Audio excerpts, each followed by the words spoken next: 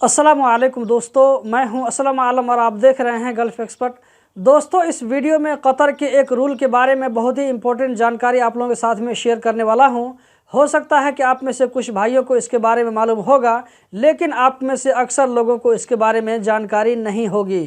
तो क्या है वो इम्पोर्टेंट इन्फॉर्मेशन, इस वीडियो को पूरी देखने के बाद में आप लोगों को अच्छे से मालूम हो जाएगा। इस चैनल पर नए आने वाले दोस्तों से एक रिक्वेस्ट करना चाहूँगा, वो ये कि अगर अभी तक आपने इस चैनल को सब्सक्राइब नहीं किया है तो सब्सक्राइब करके बेल बटन को ऑन कर लें, ताकि आने वाली हर वीडियो की आपको नोटिफिकेशन मिल सके, क्योंकि मैं इस चैनल पर रोज़ाना इसी तरह की इन्फॉर्मेटिव वीडियो अपलोड करता रहता हूँ। तो हम चलते हैं आज की वीडियो की जानिब। आप में से बहुत सारे लोगों ने पूछा है कि असलम भाई, अभी कतर में वीज़ा ट्रांसफ़र का सिस्टम है या नहीं है। मान लीजिए कि आपका वीज़ा किसी कंपनी में निकला, आपने कतर वीज़ा सेंटर में मेडिकल करवाया, वीज़ा प्रिंट होने के बाद जब आप कतर जाते हैं तो कतर जाने के बाद में आपको पता चला कि आपकी कंपनी में काम ख़त्म हो गया है, या ये कि आपकी कंपनी आपको दूसरी जगह जाने के लिए ट्रांसफ़र करने के लिए एनओसी दे रही है। तो क्या ये सिस्टम अभी तक कतर में है?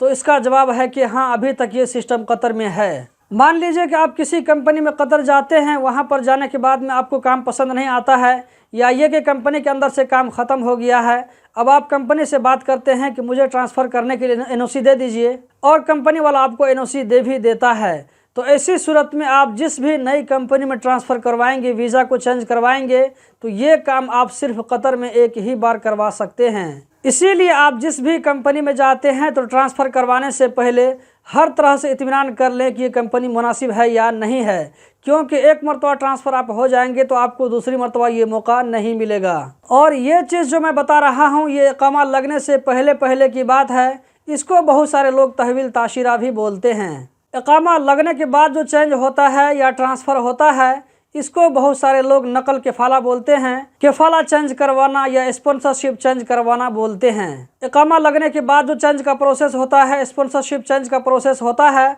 उसमें आपको पहले कंपनी वाले को रिज़ाइन देना पड़ता है। इसके बाद ही चेंज का प्रोसेस शुरू होता है, और इस चीज़ को भी आप कतर में सिर्फ 3 मरतबा कर सकते हैं। ये मैटर आज की वीडियो का टॉपिक नहीं था, लेकिन मैं थोड़ा सा आप लोगों को फिर भी बता दिया हूँ। तो दोस्तों, तहवील ताशीरा यानी इकामा लगने से पहले जो ट्रांसफ़र होता है वीज़ा का, तो इसको आप सिर्फ कतर में एक बार ही करवा सकते हैं।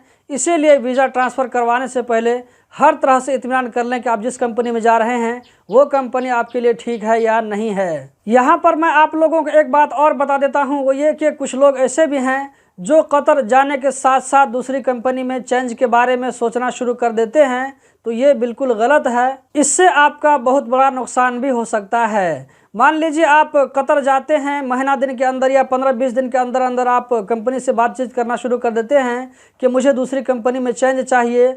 अगर यहाँ पर आपकी कंपनी वाले कुछ नाराज़ हो जाएं, कुछ एक्शन ले लें कि आपके खिलाफ बलाग हुरूफ का केस भी लगा सकते हैं। दोस्तों, मैं आप लोगों को यहाँ पर डराने की कोशिश नहीं कर रहा हूँ, बल्कि आप लोगों के साथ में वो चीज़ शेयर कर रहा हूँ जो कतर में होता है। आप में से बहुत सारे लोगों ने मुझे कमेंट में बताया है कि उसने अपनी कंपनी के साथ में चेंज के लिए बातचीत की तो कंपनी वाले ने उसका इकामा कैंसिल करवा दिया, या ये कि उन लोगों का बलाग हुरूफ लगा दिया। तो इस चीज़ को आप लोग ज़रूर ख्याल में रखें। अक्सर लोगों को चेंज का या ट्रांसफ़र करवाने का मौका नहीं मिलता है। अक्सर लोगों को कंपनी वाले वैसे ही घर भेज देते हैं। मान लीजिए कंपनी में काम नहीं है तो वैसे ही घर भेज देंगे, लेकिन उसको दूसरी कंपनी में जाने के लिए एनओसी नहीं देते हैं। हालांकि एनओसी देने में कोई दिक्कत की बात नहीं है, कोई मुश्किल नहीं होगा उस कंपनी को, या आपको अपनी कंपनी से एनओसी लेने के लिए बहुत सारा पैसा खर्चा करना पड़ता है। पैसे लेकर के चेंज देना या एनओसी देना ये कतरी रूल के खिलाफ है, लेकिन फिर भी बहुत सारी कंपनी वाले पैसे की लालच में ऐसा करते हैं। तो दोस्तों, यही थी आज की वीडियो। उम्मीद करता हूँ ज़रूर पसंद आई होगी। कतर के बारे में रोज़ाना इसी तरह की वीडियो देखते रहने के लिए इस चैनल को सब्सक्राइब करें, इस वीडियो को लाइक करें, इस वीडियो को अपने दोस्तों के साथ भी शेयर करें। बहुत बहुत शुक्रिया।